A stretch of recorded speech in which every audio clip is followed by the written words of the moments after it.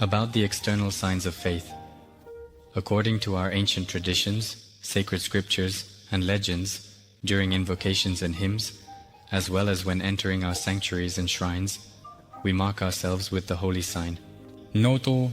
The holy sign, the sign of the god Perun, or Perunitsa, is symbolized by lightning. To create the holy sign, the 3 fingers of the right hand, thumb, ring finger, and little finger, are brought together in honor of the great Triglav, the world of manifestation, Svarog, Perun, and Svintovit, embodying essence, conscience, freedom, will, and light. And the 2 fingers, the index and middle, are joined straight together and represent the heavenly kin and the mother goddess Lada. With these 2 fingers like this, we first place them on our forehead, then on our eyes, on the left eye, then on the right eye, and finally on our lips. The 2 fingers are joined together. We place them on our forehead, eyes, and lips. This sign sanctifies our faith, yngliism, blessing our ancestors and our lives today. Then, we place the 2 fingers positioned this way first on our forehead, then on our eyes, on the left eye, then on the right eye, and finally on our lips.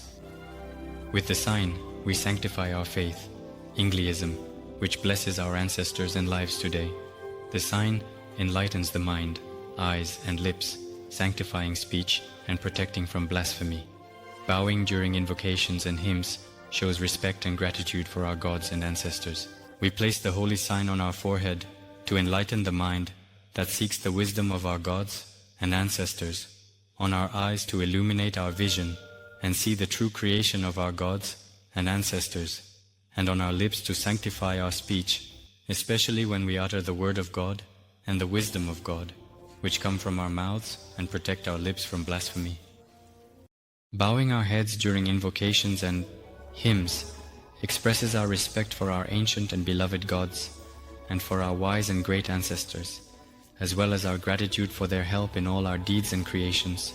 During the glorification of the ancient bright gods and all our ancestral kin in the sanctuaries and shrines, near ancient idols, and altars in the fortified settlements, during the celebration of bright days in sacred groves and oak forests, on the banks of sacred rivers and bodies of water, we create the sign of glory.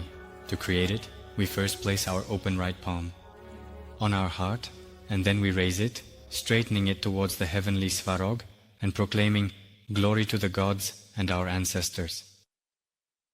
Orthodox old believers, ynglings, wear special protective symbols on their bodies in everyday life, cast from white metal or made from sacred woods like oak, cedar, birch, ash, elm, linden, and others, which are called the amulet of the ancestral community. An ancestral amulet or an amulet of the intertribal Slavic or Aryan community.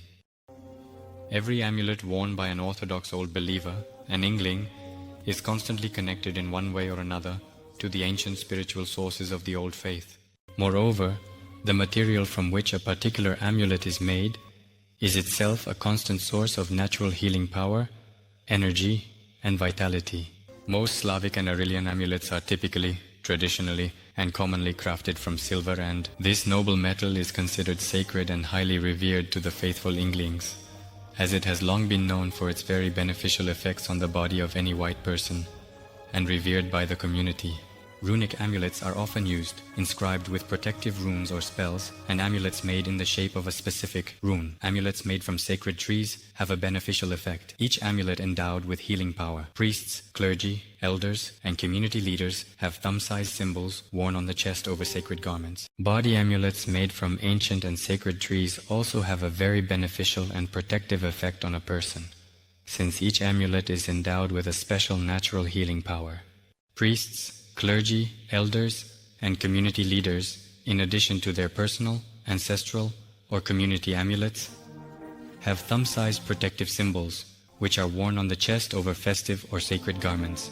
The sizes of the personal amulets varied, but they were no smaller than a fingernail, which is 1.11 cm, and no larger than a thumb, which is 4.445 cm, 11/100ths of a centimeter, and a small size of 4.445 centimeters. The average sizes of the thumb-sized amulet range from 1.5 thumbs, 6.6675 cm, to 2.14 thumbs, 10 cm, 6.6665 centimeters to 2.14 thumbs, which is 10 cm,